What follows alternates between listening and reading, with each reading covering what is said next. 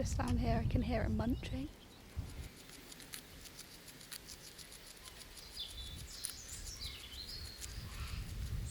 I'm Alice. I'm Rich. I'm Kerry. And we are working to bring water voles back to the River Thaw.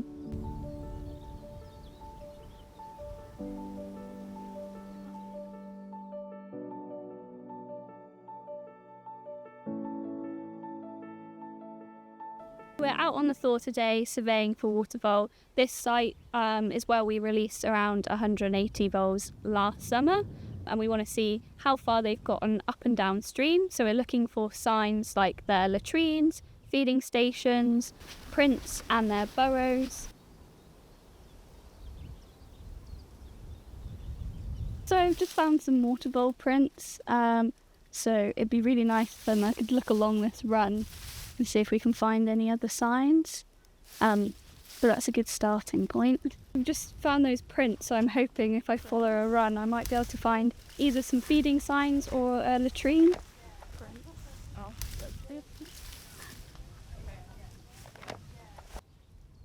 You look a bit more ratty. I've got poo! Success! We have found some water vole poo. So, just here.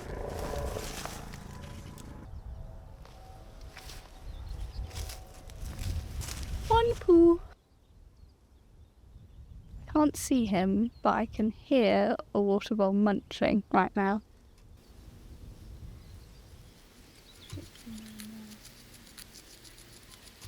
Hear that?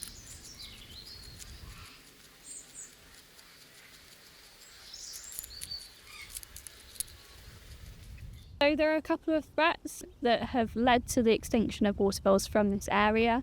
This was partly habitat, so there's been a lot of habitat loss. Another primary threat to water voles is the invasive American mink.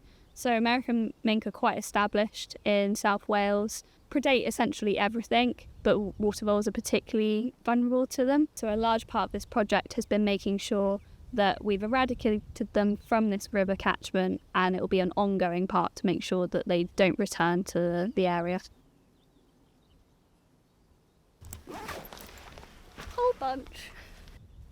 So we've got some water vole feeding signs here. They're quite large pieces, and there's like quite a distinctive 45-degree angle on them. There we go. There's some nice chunky feeding signs. So we're finding loads of different signs, burrows, feeding stations and latrines up and down the river, which is really positive. It shows that water voles are doing well and they're thriving, and hopefully will continue to do so. In a couple of weeks' time we'll be reinforcing this existing population with approximately another 100 voles. This is going to happen a little bit further upstream. They're quite territorial, so at this point we need to give them a little bit of space while they establish their territories. We've had to work really closely with landowners. We need their cooperation for this to be successful. So this has meant putting in fencing. So in grazing areas like this means that the cattle can't poach onto the riverbank, and therefore we get loads of nice vegetation coming up to provide food and cover for the water voles. They used to be quite a common species people would see just out walking, and that's not the case anymore. And so to see that change again will be really great.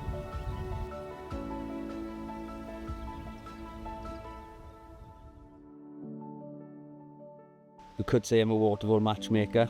I work for NRW at Cymru Fish Culture Unit, and we breed water voles for reintroductions. Good chops and plants up. This is the aquaponics polytunnel where we grow natural food for the water voles, aquatic pond plants and different species. We know they eat over 227 different species in the wild. You could probably add a bit more to that now with the plants we've trialled here. So I suppose it's no different to you and I. We like a varied diet, as do the water voles. But we have noticed they do like sedge. We've given them watercress. They seem to be a favourite of watercress. And the roots of the flag iris is a particularly favoured plant species. In the wild, water voles would gnaw these.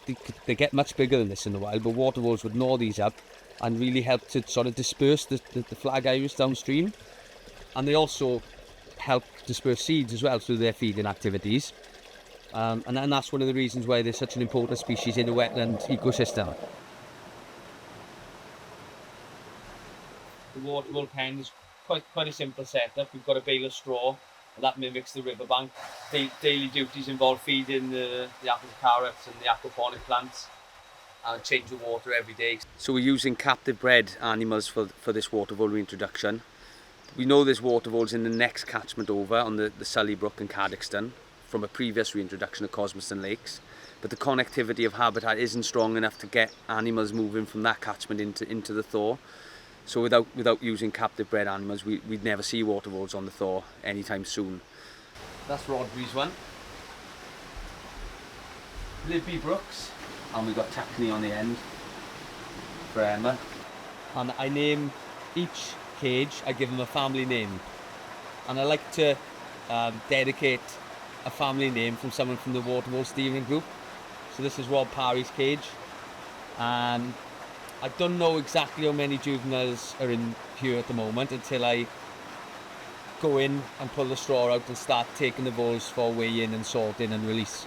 So that'll be taking place first or second week in June, and I'll feed back to the group who had the most successful breeding family.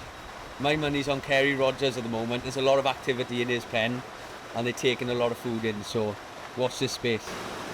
Obviously I want the very best for the water voles I breed here. You know, there's a lot of TLC and husbandry that goes into producing good quality water voles that are fit for the wild. They're a very important species in the ecosystems they occupy. They're ecosystem engineers, create more diverse range of plants. This in turn benefits insects and birds and other species. They have a lot of natural predators and it keeps these predators going. So it is a massive thing for me that they go on and breed and become self-sustaining, and they are young, will carry on breeding for many generations, and that's where the true success of the project will lie, in 10 years down the line when there's still water voles thriving on the Thaw. We're out on the river. We're currently waiting for the water voles to arrive.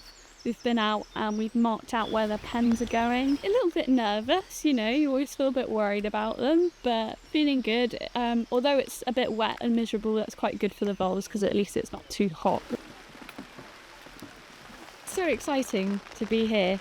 It's shame about the weather, but it's really exciting for this section of the Thaw to be getting water voles again for the first time in sort of 25 plus years. Arrived in their little travel cages, but we've constructed the main cages that they'll be going out onto, putting bedding and food in them, and then we've got volunteers taking them down all along the river and putting them in place and covering them with foliage. So hoping that they'll bed in well. It feels like really lovely habitat for them here. So we'll be monitoring them closely now over the next couple of weeks and months to make sure that the population is growing. But these are the soft release pens. The voles will be in here until it's Tuesday today. They'll be here till Friday. A board will go on the front of this with some little holes in, and then the voles can come and go as they please, basically. But basically this gives them a few days to just acclimatise to their new environment.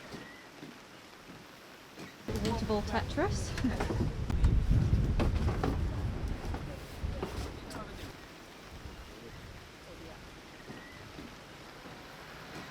So it's hard release time. So these guys are ones that haven't successfully bred. So we're letting them out on their own now. So we're just spreading out along the river as they'll be on their own.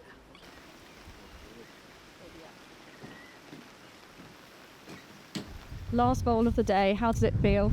Oh, it's such a lovely feeling. Lots of water voles out in the countryside now, and it went really well. It's been a pretty mega day, but we've got all the pens out. The voles are going to spend their first night out on the river, and then we've done the hard release as well, a bit further up, so they're on their own. So we'll be back tomorrow to feed all the ones in soft release pens. But yeah, good day. Windy and wet day.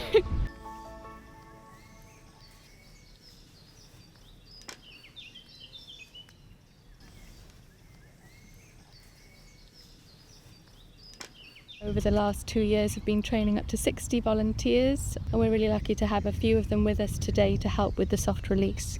There's a lot of people who will in the Vale who will have never seen a water vole and aren't necessarily aware of the importance of them in the landscape.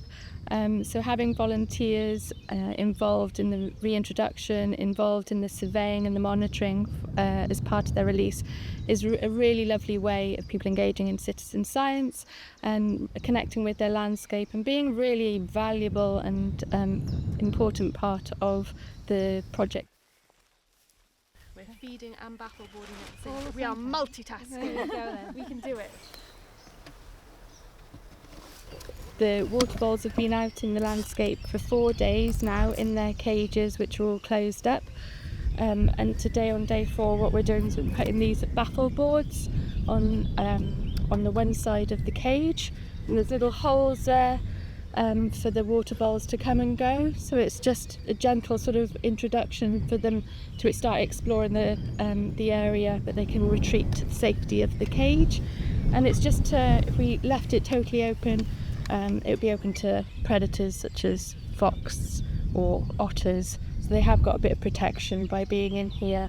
And then the idea then is in 3 days' time we'll be removing the baffle boards, removing the cages, and then they'll be on their own out in the landscape. He just stuck his nose out. They've obviously got a little tunnel network in there. That was a plot. Did one come out? That was a water vole plot. Probably won't go. Whilst they're distracted, yes. I'll must have gone out on the far one. Well, I don't know because we were all looking this way. we just heard a classic water vole plop. Very distinctive sound of them dropping into the water. So that's very exciting.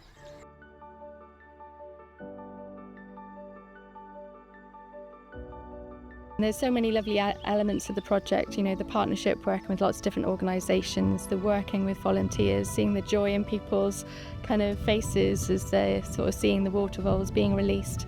It just brings me immense joy and really lovely way for me to connect with my local landscape.